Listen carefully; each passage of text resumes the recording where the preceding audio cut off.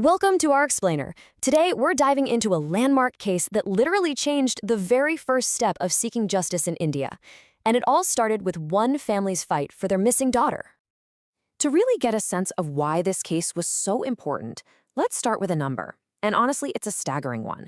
Back in 2012, it was estimated that 60 lakh serious or cognizable offenses just went unregistered by the police. Think about that. That's a number roughly equal to all the crimes that were officially put on the books. Now, this wasn't just a random occurrence. It's a practice known as burking of crime. And what it meant, in plain English, is that for millions of people, especially the poor, those in rural areas, and women, the door to the entire justice system was slammed shut before they could even get a foot inside.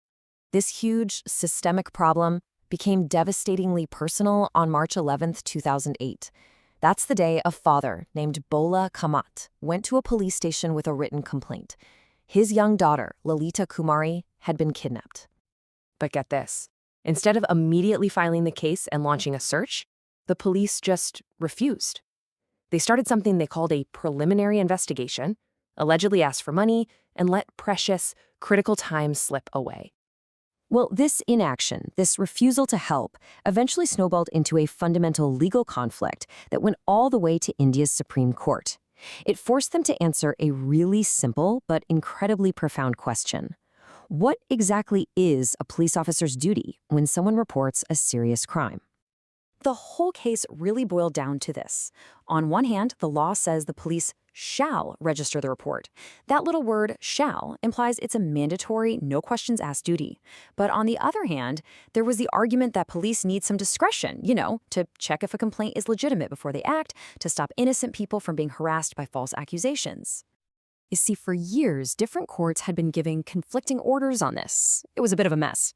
So a special 5-judge constitution bench was formed to give one final, definitive answer for the whole country. So what did they decide? Well, their answer was completely unambiguous. They declared that if the information given to the police describes a cognizable, a serious offense, then registering a first information report, or FIR, is absolutely mandatory, period. And it's pretty incredible, right? Their entire legal reasoning hinged on the power of that one single word, shall. They looked at Section 154 of the law and basically said when the code says an officer shall record the information, it means they must. It's an order, not a suggestion. It leaves zero room for an officer's personal judgment at that first crucial stage. So here's the key takeaway. An officer can't just say, I'm not sure if this is true, and then refuse to file a report. The investigation into the truth comes after the FIR is registered. Getting the wheels of justice turning has to happen first. Okay, so the court laid down the law. Registration is mandatory. But they were also smart enough to know this could open up a whole other can of worms. The very real risk of the law being misused to harass innocent people. I mean, think about it. It's a real balancing act, isn't it? How do you protect a victim's right to get immediate help without creating a system that could be turned into a weapon to target innocent people? Their solution was actually pretty clever. They created a very narrow, very specific exception, a preliminary inquiry. And they were crystal clear about what this was for. This brief inquiry is not to figure out if the accusation is true or false.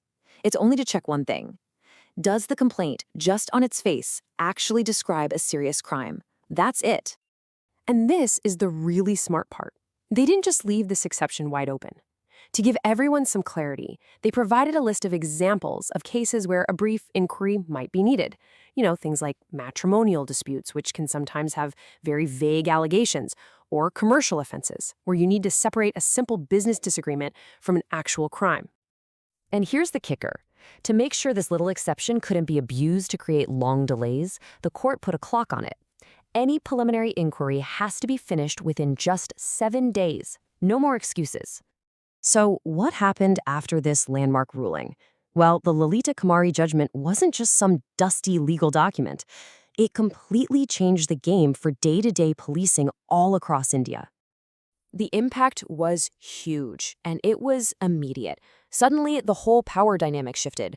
Filing a report wasn't about pleading for help anymore. It was about demanding a right. You saw the number of registered cases go up, police started facing real consequences for not doing their job, and most importantly, victims were empowered. They now knew the law was on their side from that very first step. But, the law is never set in stone. It's always evolving. For a solid decade, the Lalita Kumari ruling was the final word on the matter. But then, in 2023, the legislature stepped in with a new criminal code, and that signaled the start of a whole new chapter in this debate. This new code, the BNSS, actually takes that idea of a preliminary inquiry from the court's judgment and writes it directly into the law. But it changes things, too. It extends the time limit for this inquiry to 14 days and potentially widens the scope of crimes it can be used for. And so, this latest development brings us right back to where we started, really, wrestling with that same central tension that's been at the heart of this entire legal journey. The Lalita Kumari case gave us one powerful, victim-first answer to that question. Now, as our legal framework continues to shift and evolve, the fundamental challenge of finding that perfect balance between protecting the vulnerable and protecting the innocent, well, it remains as urgent and as vital as ever.